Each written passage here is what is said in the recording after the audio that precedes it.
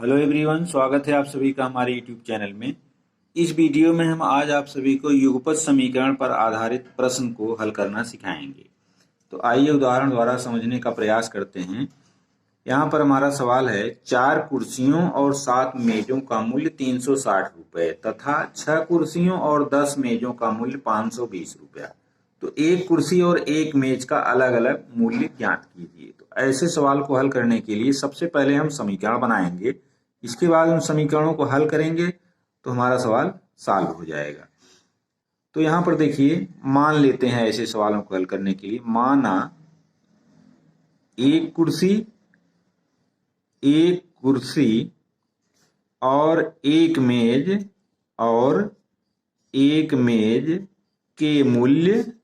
के मूल्य क्रमशः मान लेते हैं, क्रमशः x रुपए और y रुपए हैं। तो इस तरीके से हमने मान लिया कि एक कुर्सी का मूल्य x रुपया और एक मेज का मूल्य y रुपया। अब प्रथम शर्त क्या कह रही है? प्रथम शर्त के अनुसार ये है कि 4 कुर्सी का मूल्य 4x और 7 मेज का मूल्य धन 7y, ये है 360 रुपये। इस तरीके से ये हमारा पहला समीकरण बन गया। एक कुर्सी का मूल्य हमने x माना है, तो 4 कुर्सी का मूल्य 4x और 7 मेजों का मूल्य 7y। अब दूसरी कंडीशन क्या कह रही है? द्वितीय शर्त के अनुसार 6 कुर्सियों और 10 मेजों का मूल्य यानी 6x प्लस 10y, ये दिया है 520 रुपए। ये हमारा समीकरण 2 बन गया। अब हम इन दोनों समीकरणों की सहायता से x और y का मान निकालेंगे तो हमारा सवाल हल हो जाएगा। अब यहाँ देखिए, इसको हम सबसे पहले विलोपन विधि से आइए हल करते हैं। युगपत समीकरण है ये, इनको हल करने की 2 विधियां हैं, एक प्रतिस्थापन विधि और दूसरी विलोपन विधि। अब यहाँ पर हम इसको विलुप्त कर दें, x को, y का मान निकालें, फिर y का मान समीकरण 1 में रख दें तो हमें x का मान मालूम। तो इसको विलुप्त करने के लिए इन दोनों में समीकरणों में x के गुणांक को बराबर करना होगा। अगर हम इसमें 3 से गुणा कर दें और इसमें 2 से गुणा कर दें तो ये 12x हो जाएगा, ये भी 12x हो जाएगा, ये तो ये विलुप्त हो जाएगा। तो आइए समीकरण 1 गुणित यहाँ 3 से गुणा कर दे रहे हैं हम, तो ये हमारा हो जाएगा 12x प्लस 21y बराबर, इसमें गुणा करेंगे तो ये 1080 हो जाएगा। 3 शून्य 3 चक 18, 3 3 9 1 10।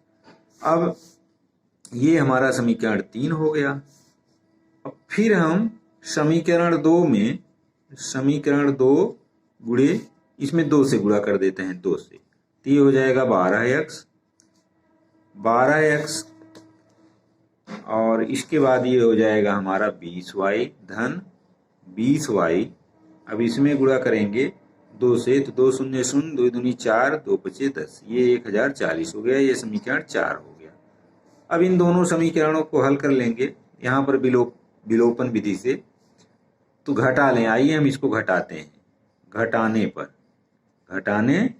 पर तो जब घटाएंगे तो चिन्ह बदल जाते हैं, प्लस है तो ये माइनस हो जाएगा, ये भी माइनस हो जाएगा, ये भी माइनस हो जाएगा।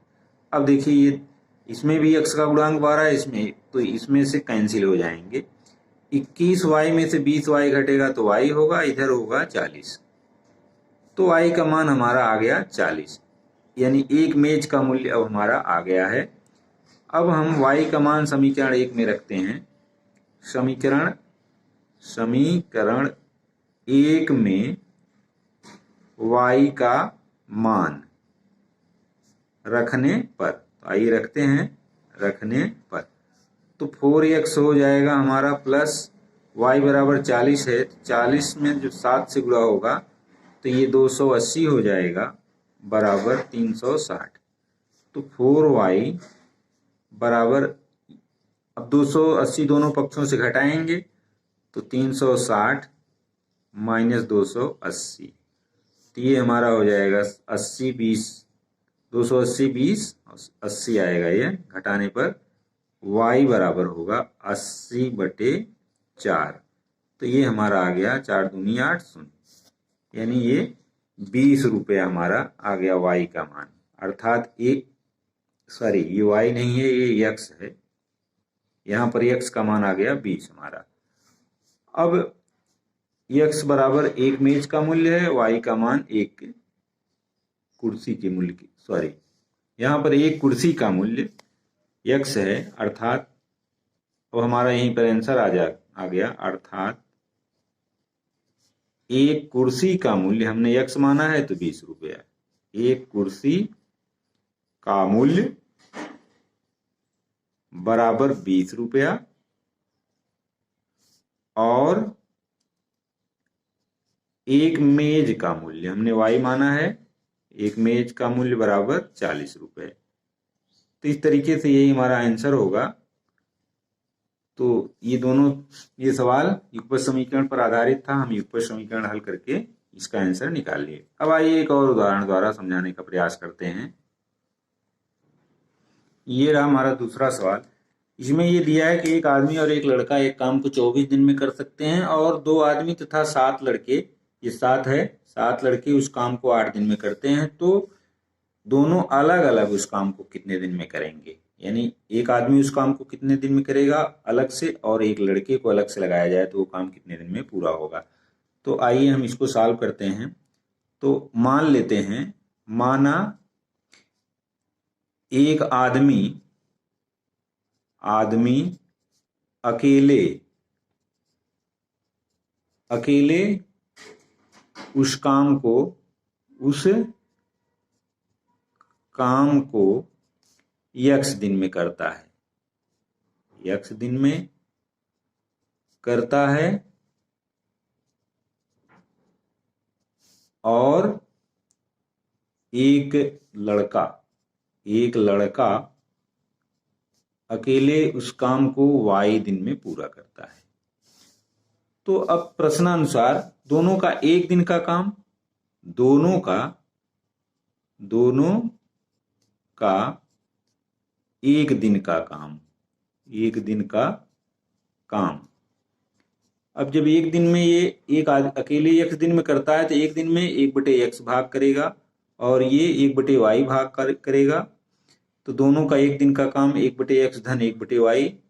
अब चूंकि ये 24 दिन में करते हैं दोनों, तो ये 1/24 के बराबर होगा। 24 दिन में दोनों करते हैं तो एक दिन में 1/24 भाग करेंगे, और ये 1/x धन 1/y बराबर 1/24। ये हमारा पहला समीकरण बन गया। अब दूसरी शर्त का, 2 आदमी तथा 7 लड़के उस काम को 8 दिन में पूरा करते हैं। तो 2 आदमी 2/x भाग करेंगे एक दिन में, 7 लड़के एक दिन में 7/y भाग करेंगे उस काम को, और 8 दिन में चूंकि दोनों करते हैं इसलिए ये एक दिन में 1/8 भाग करेंगे। अब ये दूसरा समीकरण बन गया। अब यहाँ देखिए, दोनों समीकरणों को हल करके x और y का मान निकालेंगे तो हमारा सवाल सॉल्व हो जाएगा। अब समीकरण 1 में अगर 2 से गुणा कर दें, उसके बाद हम 2 से उसको घटा दें, तो समीकरण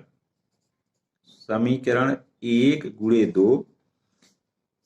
अब यहाँ पर देखिए, इस समीकरण में 2 से गुणा करेंगे तो ये हो गया 2/x धन 2/y बराबर, इसमें जब हम 2 से गुणा करेंगे तो ये 1/12 हो जाएगा। 2 से गुणा करेंगे 2 बार में 24 हो जाएगा। अब घटाएंगे, यहाँ पर घटाने पर यहाँ लिख देंगे घटाने पर, तो आइए घटा देते हैं। ये माइनस माइनस माइनस चिन्ह बदल जाता है। अब यहाँ ये कैंसिल हो जाएगा।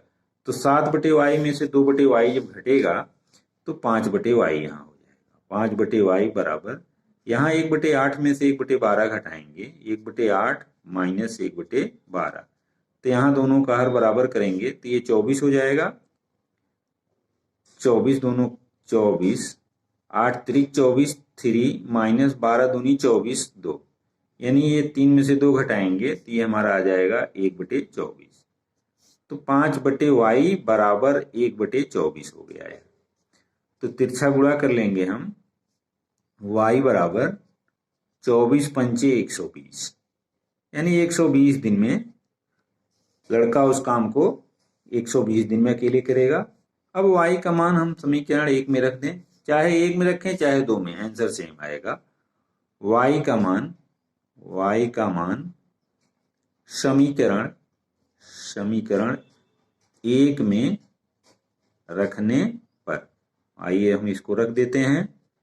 तो 1/x धन 1/120 बराबर 1/24।